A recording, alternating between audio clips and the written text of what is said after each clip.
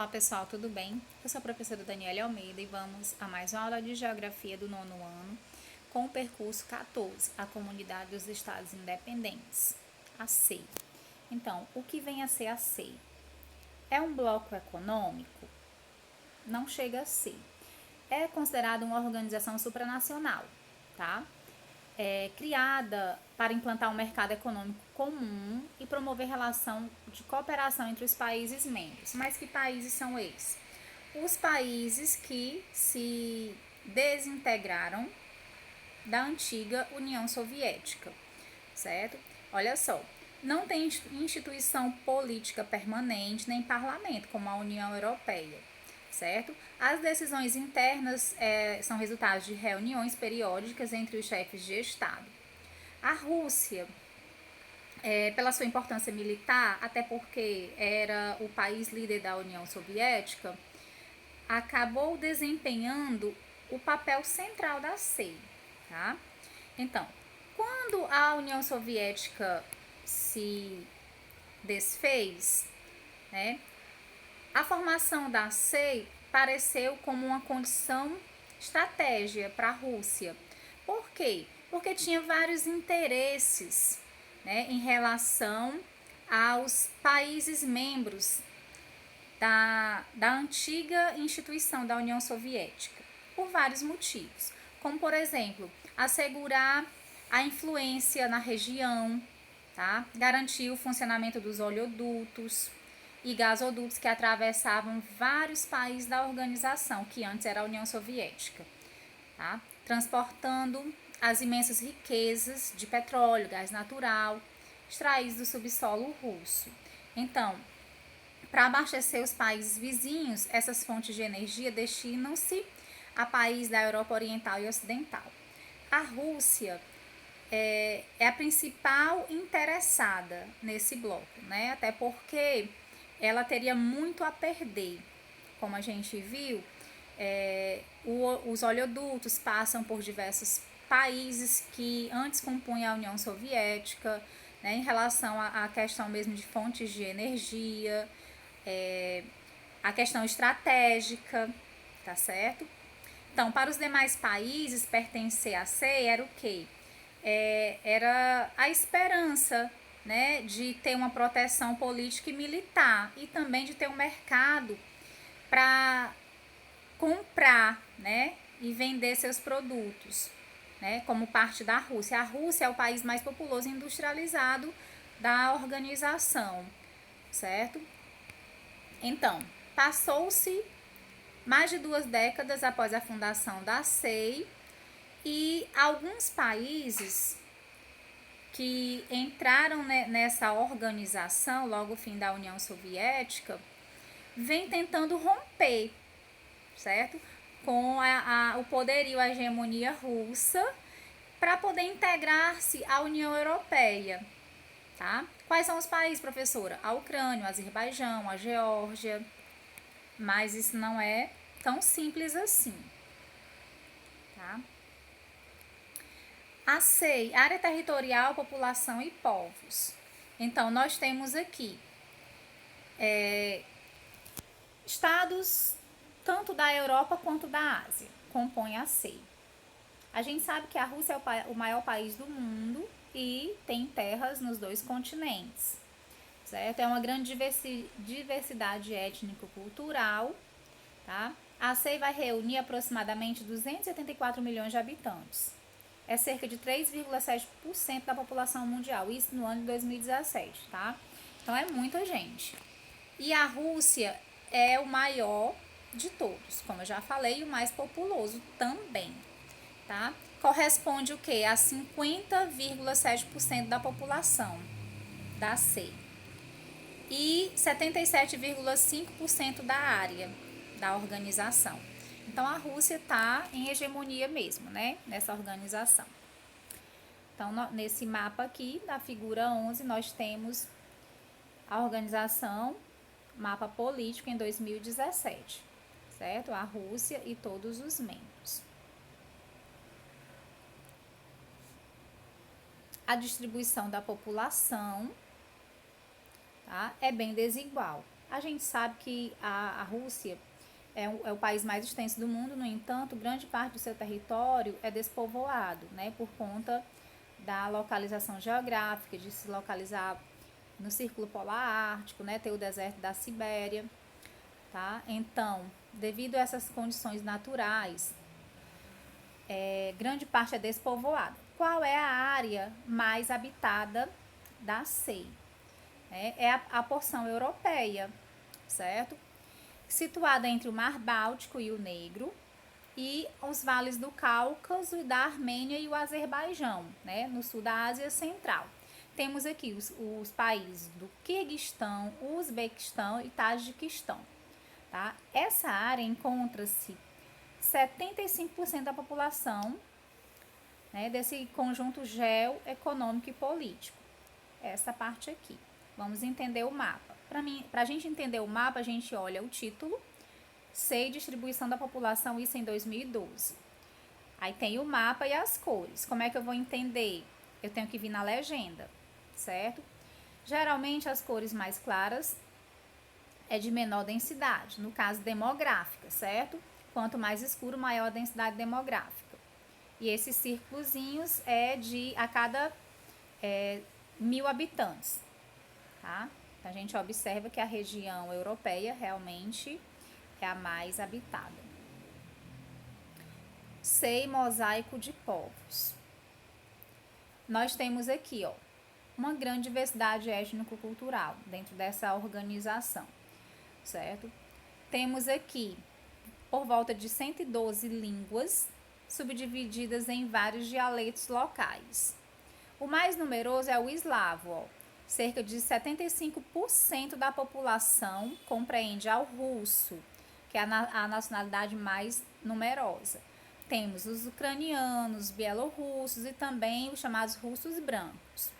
Temos povos não eslavos na Ásia Central, que representa 25% da população total, tá certo? E várias culturas.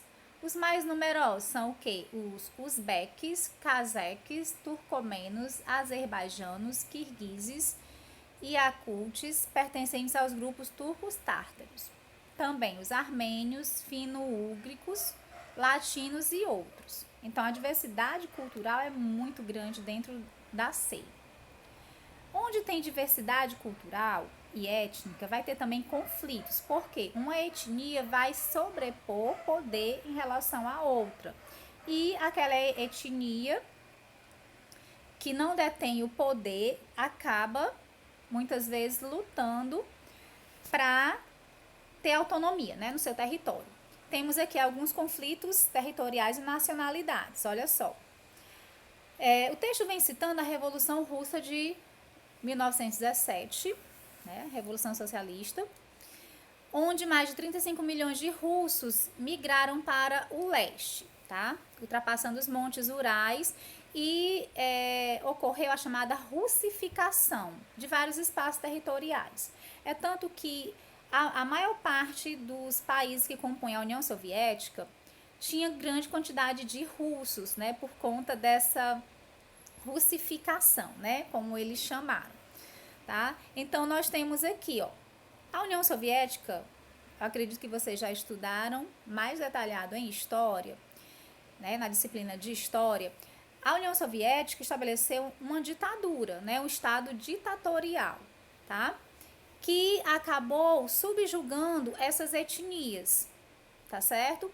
Então, nós temos aqui, ó, a maior parte dessas etnias, elas foram mantidas à força mesmo da repressão. E quando a União Soviética acabou, tá? Então, houve a possibilidade da reafirmação da identidade cultural, histórica, étnica desses povos. Então, muitas dessas pessoas se inflamaram desse sentimento, né? Então, surgiram movimentos pró-independência, entendeu?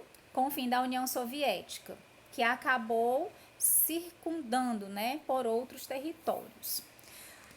O texto vem falando sobre o separatismo da Crimeia, o separatismo russo da Crimeia. Bem, o que é a Crimeia? É uma península que está situada na costa setentrional do Mar Negro. Era uma república autônoma da Ucrânia, pertencia à Ucrânia. Mas lembra da russificação, né? Então, os russos foram se estabelecendo, né, naquela região e acabou se tornando maioria. Na época, 66% da população era russa, tá? Então, essa população de origem russa fez um movimento em prol da sua anexação à Rússia, tá? Combatendo o governo ucraniano. Vocês estão entendendo aí o foco do conflito?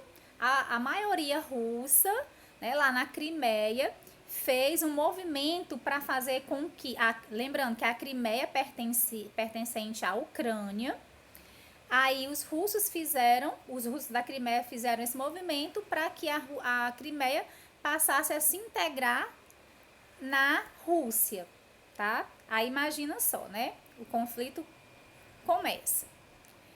Em 2014, só um momento, isso aqui foi em 92, viu? 1992, iniciou todo esse processo.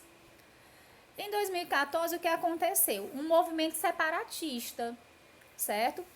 Se intensificou bastante. A população de maioria russa acabou sendo favorável à adesão do território da Crimeia, que pertencia à Ucrânia, a passar a pertencer à Rússia. Tá? 97% da população foi favorável. Então, logo em seguida, ocorreu-se a anexação da Crimeia à Rússia. Tá? Lembrando que não houve o reconhecimento, tá, pela Ucrânia, nem pela União Europeia e por outros países no mundo, tá certo? Essa anexação da Crimeia passou para a Rússia e assegurou à Rússia o domínio total do porto de Sebastopol. Esse porto é uma base poderosa, certo? De frotas de navios no Mar Negro, o único acesso do país ao Mar Mediterrâneo, entendeu? Então a Rússia anexou a Crimeia não apenas pela a questão étnica, né? Não porque a maioria era russa, mas olha só o interesse, né? O interesse econômico mesmo, estratégico, tá certo? A maioria da população russa na Crimeia conseguiu anexar o território à Rússia e a Rússia conseguiu ter todo o controle, né? Desse porto tão importante. Vamos ao separatismo no leste da Ucrânia. Houve vários confrontos militares, né, entre as tropas ucranianas e separatistas, tá, apoiados pela Rússia, claro. Em 4 de novembro de 2014, foi empossado como presidente da autoproclamada República Popular de Donetsk, certo? No leste da Ucrânia. Então, houve todo esse processo, tá? As medidas foram consideradas ilegais pelo governo ucraniano, sediado em Kiev, que é a capital da Ucrânia. Ok? Alguns analistas internacionais analisaram esse movimento, né? E não decorreu apenas do desejo de boicotar a adesão do governo de Kiev à União Europeia, né? Mas e com isso afastar-se da influência russa. Mas também considerar a questão da identidade, né, que não foi considerado, né, a questão da identidade da população do leste ucraniano, tá certo? Então, nós temos aqui, então, né, olha só que interessante, nos países eslavos, a nacionalidade é determinada, né, pelo jus sanguinis, ou seja, pelo direito de sangue. É diferente dos países ocidentais, como o nosso, que é determinada não pelo sangue, mas pelo local de nascimento, certo? O jus solis, que é o direito do solo, né? Então, desse modo, a maioria da população do leste da Ucrânia é etnicamente russa e fala a língua russa. Então, serviram-se desse argumento, né, do direito de sangue, né, para apoiar o separatismo, entenderam? E os desdobramentos desses acontecimentos foram graves, né, levando a confrontos militares entre as forças ucranianas e rebeldes pró-russa, apoiado pela Rússia. E nós temos aqui nesse mapa da figura 14, né, o mapa de 2014, mostrando, né, ó, a Ucrânia com a sede em Kiev e a região da Crimeia, certo?